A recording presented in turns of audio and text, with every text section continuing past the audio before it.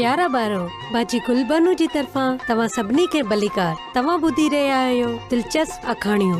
अचो त अॼु जी अखाणी ॿुधूं ऐं लुत्फ़ अंदोज़ थियूं। रिंगो रिंगो ऐं डगन जी दौड़। भारत जे हिकु नंढड़े ॻोठ में रिंगो डगन खे वठी आयो। पोइ हुन जा वालिदीन डगा गाॾी ते सवार थिया। बिट्टू जल्दी चढ़ी अच, असां निकिरी रहिया आहियूं। वाह वाह, असां बाज़ार वञी रहिया आहियूं। ऐं पोइ असां डगन जी दौड़ जो वॾो ॾिहाड़ो मल्हाईंदासीं। रिंगू, मूंखे तमामु घणी ख़ुशी थींदी जेकॾहिं तूं डगन जी दौड़ खटी वञी। रिंगो तमामु घणो घबरायल हो। जॾहिं हू डगा गाॾी हलाइण लाइ अॻियां वेठो, हुननि खे जंगल जे रस्तनि तां वञिणो हो। कुझु माण्हू चवंदा हुआ त हुते शींहं रहंदा आहिनि ऐं ॿियो त ख़ैर ऐं बदरू बि हुते लिकंदियूं आहिनि। तेज़ हला रिंगू, अञा तेज़ हला। मुमकिन आहे त असांखे को गैर मुल्की नज़र अचे। तूं ॼाणी थो, उहे जेके डिघा ऐं अछे रंग वारा हूंदा आहिनि, उहे जेके हमेशह सुठे खुदा जे बारे में ॻाल्हाईंदा रहंदा आहिनि। शहर में तमामु घणी चहल पहल हुई। जीअं इहे शहर में दाख़िल थिया त रिंगो सभ खां पहिरीं डगा गाॾी में ॿाहिरि टिप ॾिनी। मुंहिंजा पेर। हिकु वॾो कंडो हुन जे पेर में गिड़ी वियो हो। हुन पंहिंजे ॾंदनि खे दॿायो ऐं कंडो ॿाहिरि कढियो ऐं पोइ हू लॻणाईंदो पंहिंजे वालिदनि जे पुठियां पुठियां हलियो।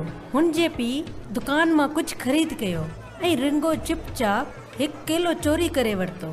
हू चङी तरह ॼाणींदो हो त हीउ सही न आहे, पर हुन सोचियो त ॿिया माण्हू बि त चोरी कंदा आहिनि।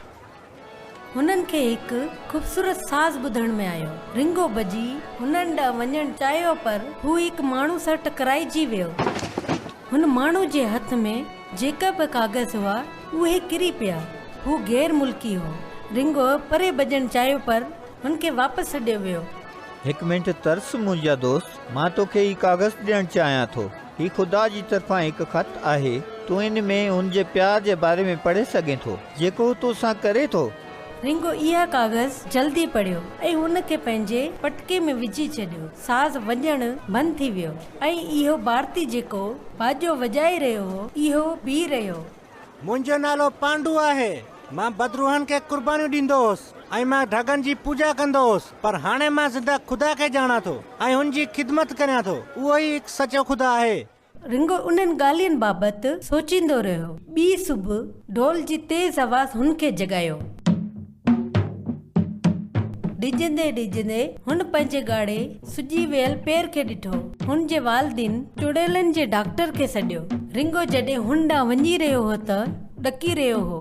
हुन ज़ख़्मनि ते मिर्च छिटिया ऐं हुन जे कन में फूक हईं। रिंगो रड़ कई। मिर्च में फूक हणण सां छा फ़ाइदो थींदो? दौड़ शुरू थी वई। रिंगो खे शायदि तकलीफ़ हुई, पर हुन पाण खे काबू में रखियो ऐं खिलण जी कोशिश कई। डगन दौड़ण शुरू कयो। माण्हुनि उन्हनि खे शाबाशी ॾिनी। रिंगो सूर जे करे वरी रड़ ॾिनी ऐं डगा गाॾी जे पुठियां दौड़ियो ऐं हुन थाबो खाधो। ऐं पोइ अॻियो ड्रामो तव्हांखे इहो ॿुधाईंदो त पोइ छा थियो।